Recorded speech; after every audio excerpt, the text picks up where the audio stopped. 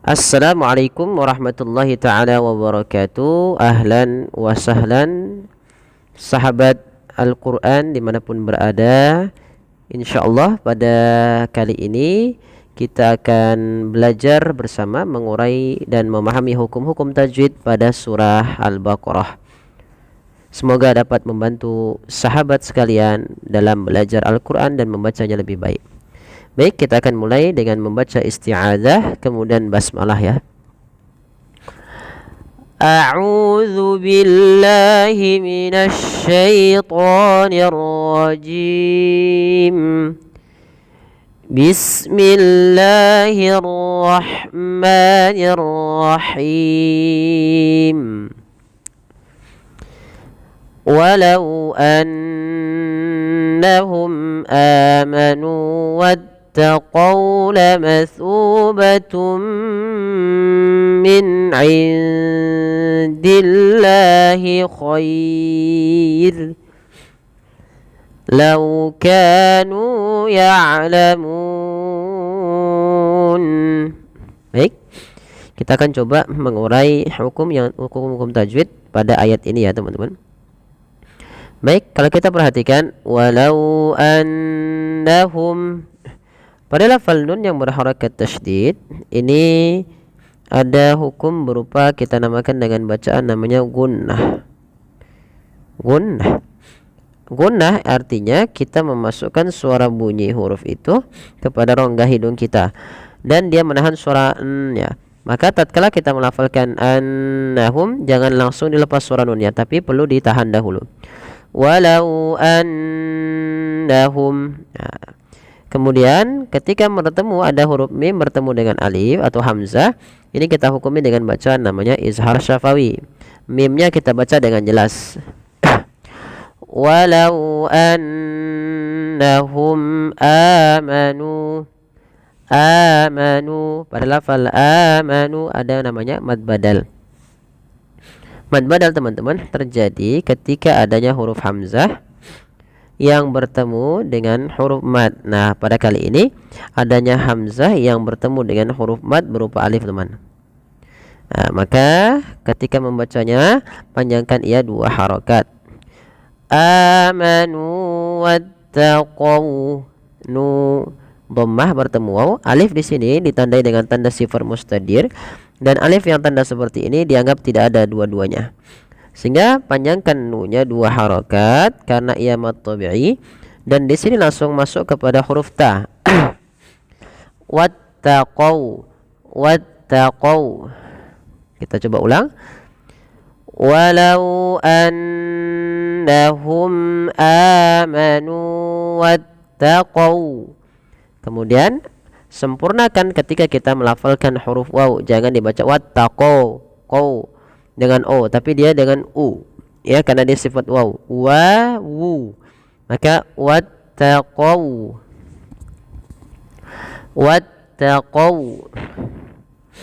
Kemudian kita lihat pada kata setelahnya lamatsubatum min indillah.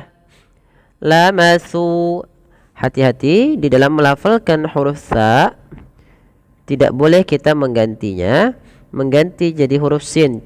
Terdengar bunyinya lamasu dengan s. Padahal di sini bukan s yaitu sa.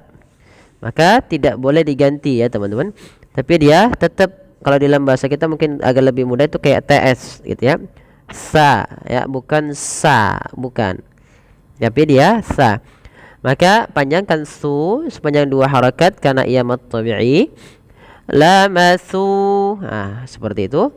Kemudian lamatsubatum min indillah. Masukkan ketika melafalkan lamatsubatun ini masukkan kepada huruf mim. Pada dasarnya kita baca lamatsubatun. Tapi karena datang setelahnya huruf mim yang dimana mim itu termasuk huruf-huruf idgham bi gunnah. Huruf idgham bi gunnah ada berapa? Huruf idgham bi gunnah ada 4. Ada 4 huruf. Salah satunya apa? Salah satunya adalah huruf mim, yaitu kita uraikan mim, waw, nun dan ya. Ini huruf-huruf idgham bigunah atau disingkat menjadi yanmu. Ya, nun, mim, waw. Maka ketika ada huruf idgham bigunah datang setelah huruf yang berharokat tanwin an, in, un, atau sebelumnya huruf nun sukun, maka masukkan kepada huruf mim dan kemudian ditahan dengan gunnah. Lamatsubatum, sepanjang 2 harokat baru dilepaskan. Min indillah, pelafal min indillah, nunnya dijelaskan ya teman-teman. Nun itu berarti jelaskan suara nunnya. Min tidak boleh ditahan. Dan di sini kita hukumi dengan izhar halqi. Izhar halqi. Kemudian kita lihat lagi. Pada lafal indillah ada nun sukun yang bertemu dengan huruf dal. Maka teman-teman, apabila kita mendapati dalam bacaan kita ada huruf nun sukun bertemu dengan dal, maka cara membacanya samarkan nunnya kepada huruf dal dan dia dibunyikan seakan-akan terdengar ada ang ya, tapi dia tidak ang, tapi dia menyamarkan langsung kepada makhrajnya. Kalau di sini makhrajnya ke dal, berarti fa-nya tipis. Min ain langsung ke da. Min ain. Nah, seperti itu. Baru pada lafal dillah di sini ada lafal Allah yang didahului dengan huruf kasrah, maka dinamakan dengan lam tarqiq, lam yang dibaca dengan tipis. Kemudian pada lafal khair ini ada namanya bacaan madlin. Apa itu madlin? Madlin adalah bacaan dibaca dengan lembut. Terjadi ketika adanya huruf fathah bertemu dengan huruf iya atau sukun, ya sukun atau waw sukun, dan kemudian huruf akhirnya dimatikan. Kalau di sini ada kha yang berharakat fathah bertemu ya dan mematikan huruf ra. Nah, ini namanya madlin. Madlin terjadi ketika akhir bacaan kita sebelum huruf ya atau huruf waw yang dia dimatikan dan matikan huruf akhirnya itu ketika didahului dengan fathah maka dinamakan dengan madlin. Panjangnya berapa? 2 harokat, 4 harokat dan 6 harokat sebagaimana mad arid. Bedanya mad arid disukun kalau asalnya mad tabi'i dia di bawah harokatnya, tapi kalau dia didahului dengan fathah waw dan ya-nya maka dinamakan dengan madlin ketika kita waqaf. Maka min indillahi khair, dan ro-nya ini tidak boleh ditebalkan tapi dibaca dengan tipis dan kita namakan dengan ro tarqiq. Khair bukan khairu, enggak, tapi dia tipis. Baik, kita coba ulang dari permulaan ayat sampai dengan yang tadi. Walau annahum amanu wattaqaw lamathubatum min indillahi khair. Baik, terakhir. Lau kanu ya'lamun. Pada lafal lau lembutkan lafal waw dan monyongkan sedikit untuk menyempurnakan dari makhraj huruf waw bibir kita ke depan. Lau kanu. Pada lafal ka ada mad tabi'i ditandai dengan fathah bertemu alif, nu dhammah bertemu waw.